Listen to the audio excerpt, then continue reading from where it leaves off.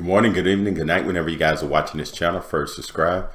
I know if you guys have been watching the news, you probably see Elon Musk. He walked into Twitter headquarters holding a sink. This man is something else. He walked into the headquarters holding a sink. So tomorrow, October the 28th, he would be going into Twitter. I think he have decided that he's going to purchase Twitter. You know, they've been going back and forth with this lawsuit. And I want you to watch some of this stuff. What you guys think about Elon Musk owning Twitter? It's going to be a private company. And you're going to see in this video where he even say, welcome back to Kanye. And I know you guys know what's going on with Kanye, the White Lives Matters t-shirts and the tweets he's been sending. You know, he was kicked off for about a week. His account was on hold. He wasn't able to tweet. But since Elon Musk is going to be in control, you're going to notice that Kanye West is going to have his Twitter back. Maybe even Trump may even come back on Twitter. I don't know. What you guys think? You think Trump's going to get back on Twitter? That's a big question. You know, Elon Musk is friends with Kanye West, and I think he's friends with Trump and Candace Owens and all kind of stuff. But let's watch this stuff together, and you leave comments and tell me what you think. Here we go. Ladies and gentlemen, you know, it's not just here on YouTube, but all over social media. They are shutting down anybody that is protesting the stay-at-home policy. You know, so if you go out here with your anti-lockdown message, they are pretty much going to shut you down. They did it to Diamond and Silk. They did it to David Clark. And now Candace Owens went out and did the same exact thing, and her account was suspended on Twitter. So they don't want that message out here. It doesn't matter what social media platform it is. As soon as you put something like this out, they're going to shut you down. Tonight, a deafening silence from the president's Twitter account in his waning days as commander-in-chief. Twitter, run by CEO Jack Dorsey, saying after close review of the president's recent tweets, it banned him due to the risk of further incitement of violence. Twitter specifically warning, quote, plans for future armed protests have already begun proliferating on and off Twitter, including a proposed secondary attack on the U.S. Capitol and state Capitol buildings on January 17th. After the ban, the president tried to tweet from other campaign and staff accounts, triggering a game of whack-a-mole, with Twitter quickly taking down his posts.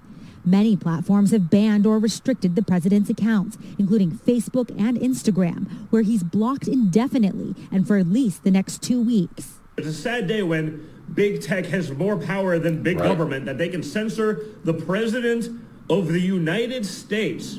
Because Twitter is a private company, experts say the removal of the president for violating their rules is not a violation of the First Amendment. The ban, which many argue came too late, was also instigated in part by Twitter staffers pressuring executives to delete the president's account.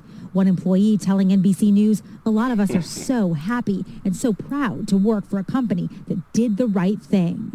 The rapper, now legally known as Ye, has had his Instagram and Twitter accounts locked after making anti-Semitic posts.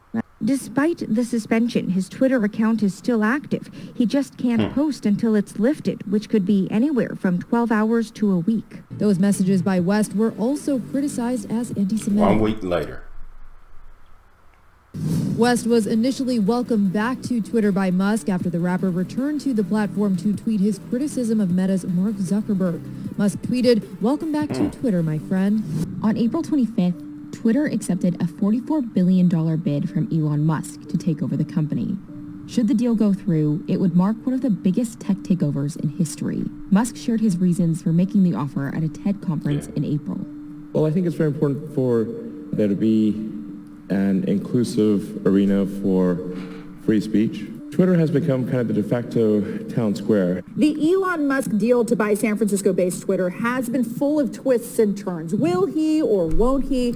Well, today, the billionaire made an interesting appearance here in the city of San Francisco that has some thinking he's closer than ever to closing that deal.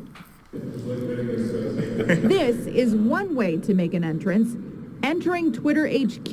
Let that sink in, Elon Musk tweeted Wednesday. He waltzed into the company's downtown San Francisco offices carrying, a sink.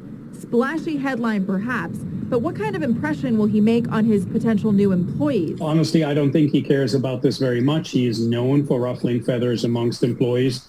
Not my preferred leadership style, but arguably he does have to create a bit of an upheaval at this company if he wants to turn it around. Musk is in town for meetings ahead of a Friday deadline to finish his purchase of Twitter per a company email obtained by CNN. How he's being received by the rank and file is a big question. Musk already told investors he planned to slash 75% of Twitter's workforce, according to the Washington Post. He has to watch that this doesn't lead to an exodus of the good people amongst the employees, right? The top performers that he wants to retain. Analysts say his appearance at headquarters could mean he's closer to closing the deal and that he's likely sorting out financing for the tumultuous $44 billion purchase, which he seemed to back away from after raising questions about bots and fake users on the platform. Twitter sued Musk in July to try and force him to go through with the deal.